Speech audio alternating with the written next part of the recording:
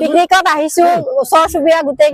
ভাই ভনী মিলি বৌহুত ভন্টি এনেকে সকলোখিনি আমি আজি যা জোৱালি সব মিলি পিকনিক খাব আহিছো আৰু ইয়াতে আমাৰ দীঘেশ্বৰীত পিকনিক প্লেছে হয় সকলো আহিছো আৰু আমি নিৰামিষ খানা খাইছো আজি বছৰ শেষত আজি তাত প্ৰত্যেক বছৰে আহো নিৰামিষ দালি ভাজি ভাত পোলাও পনীৰ সালাদ বেঙেনা চপ সব আছে দিহিং সত্ৰৰ পৰা সকলোখিনি মহিলা একেলগে লগ লাগি আমি দীঘেশ্বৰী সমীপতে বনভোজ খাবলৈ বুলি ওলাই আহিলো প্ৰত্যেক বছৰে যাওঁ কিন্তু তথাপি অকল মহিলা মানে নিৰামিষৰ আয়োজন কৰিছো নিৰামিষ যদিও আমাৰ বহুতখিনি আছে মানে আয়োজন কৰিছো দালি চব্জি পনীৰ বেঙেনা ফ্ৰাই সালাদ দুখন চব্জি